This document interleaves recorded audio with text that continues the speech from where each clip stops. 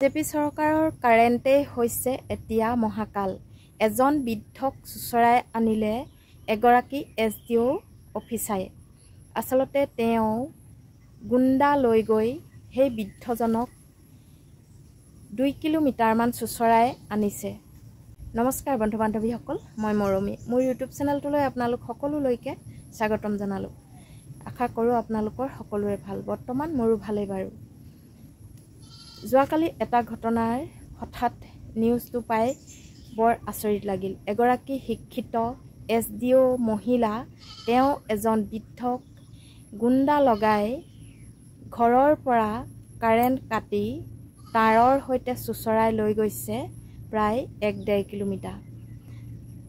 ইমান তললৈ নামিছে বিজেপি চৰকাৰৰ ভেৰণীয়া গুণ্ডাসকল। আচলতে তেওঁলোকে পোনপ্ৰথমতে এই ককা আইতাসকলক ক'লে যে বিনামূলীয়া লাইন দিম, ফ্ৰী লাইন দিম, এনেকৈ কৈ তেওঁলোকে প্ৰলোভন কৰি বিজেপি চৰকাৰৰ ভোটটো অতি কৌশলেৰে লৈ ল'লে। আৰু এতিয়া জয়যুক্ত হোৱাৰ পাছত তেওঁলোকক এচাম গুণ্ডা পঠিয়াই বুঢ়া ডেকা মানিবলৈ নাই। মুঠতে তেওঁলোকক টকা লাগে। এমাহত যদি 2টা লাইট জ্বলালে 500 টকা আহে, সেই বৃদ্ধ ককাজন বা আইতাগৰাকীয়ে ক'ৰ পৰা দিব?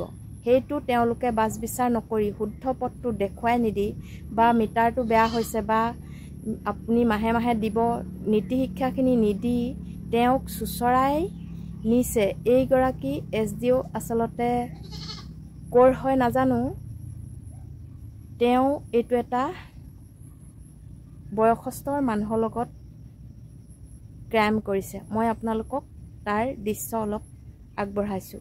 বলক তেন্তে চাই লওকচোন আপোনালোকেও, তেতিয়া নিশ্চয় গম পাব কথাটো সত্য নে অসত্য। সেয়েহে কোৱা কথাত মানুহে ভুল নগৈ নিজেই কৰ্ম কৰি আগত চাই ল'ব লাগে। এতিয়া কৰ্মটো কৰি গম পাইছে যে বিজেপি চৰকাৰখনে আমাৰ পৰা কিমান লুটিছে, আৰু ককায়ো স্পষ্টীকৰণ দিলে সেই কথাষাৰৰ ওপৰত।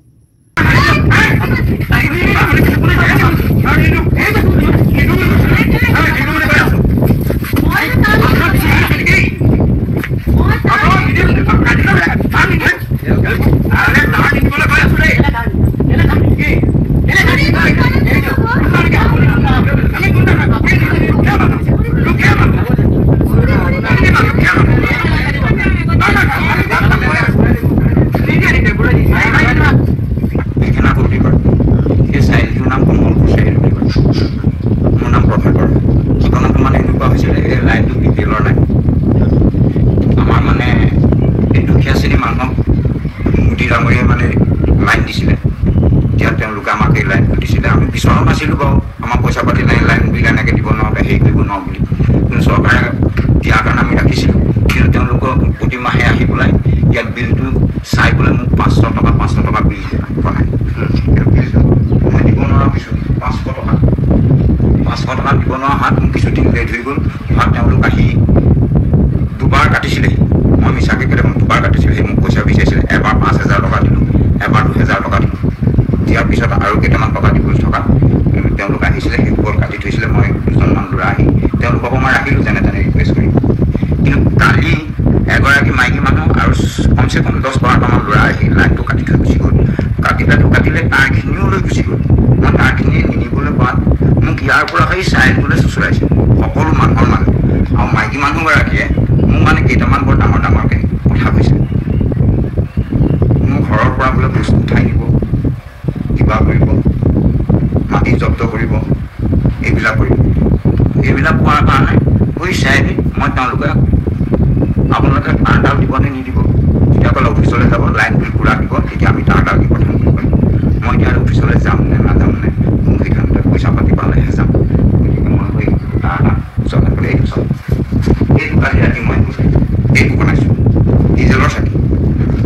এই চাকিটোৱে মই ৰাতি পাৰ কৰাইছোঁ। আৰু অকণমান যদি কিবা এটা হয়, ইয়াত লাইনটো নাহে, ইয়াৰ জনসাধাৰণৰ বহুতখিনি প্ৰব্লেম হয়। আৰু মোদী ডাঙৰীয়াই হেমন্ত বিশ্ব শৰ্মা আমাক কৈ আছিলে ফ্ৰী লাইন।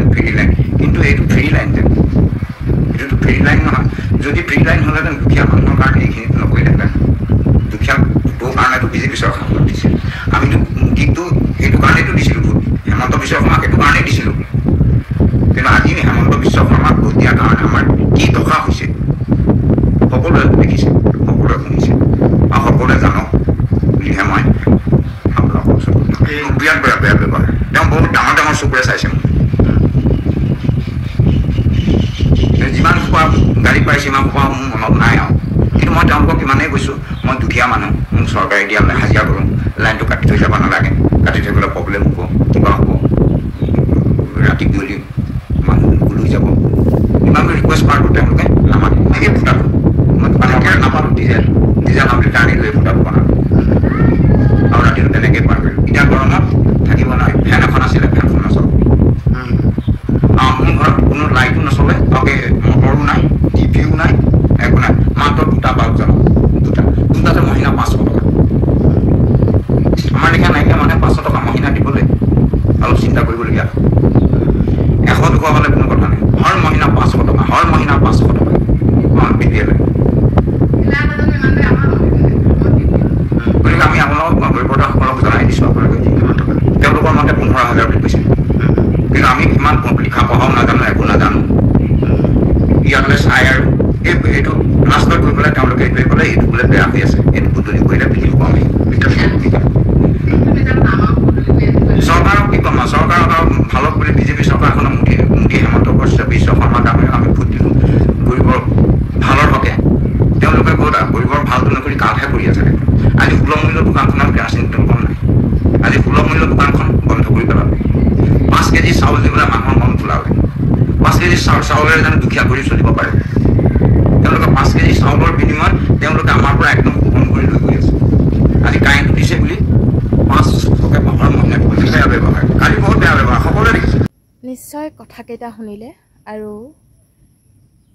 এই কথাকেইটাত আচলতে SDO বাইদেউগৰাকীলৈ দুটামান প্ৰশ্ন উত্থাপন কৰিছোঁ কাৰণ বৃদ্ধজনে কিবা এটা কৈছে নিশ্চয় মানিব লাগিছিল আৰু তেওঁলোকে সমানে তৰ্ক কৰি কাজিয়াত লিপ্ত হৈ তেওঁক টনা অজৰা কৰি মানে চুচৰাই অনা দেখিবলৈ পোৱা গ'ল সেয়েহে তেওঁলোকেই যদি সাধাৰণ মানুহৰ মূল নুবুজে বা সাধাৰণ মানুহক বুজাব নোৱাৰে এনেকৈ কাজিয়া কৰে আৰু বাকীসকললৈ কি থৈ গ'ল তেওঁ আচলতে ফৌজ লৈ যাব লাগে কিন্তু ফৌজ লৈ নোযোৱাত তেওঁ চিভিল ড্ৰেছত দুজনমান ডেকা ল'ৰা লৈ গৈছিলে আৰু ককাই কৈছে 10জন লৈ গৈছিল 10জনমান বুলি তেওঁলোকে আচলতে এটা গুণ্ডা পাৰ্টি হিচাপতে গৈছে বুলি আমি ভাবিব লাগিব সেয়েহে মই এই ভিডিঅ'টো আপোনালোকলৈ আগবঢ়ালোঁ ভাল লাগিলে লাইক কমেণ্ট আৰু শ্বেয়াৰ কৰিবলৈ নাপাহৰিব ধন্যবাদ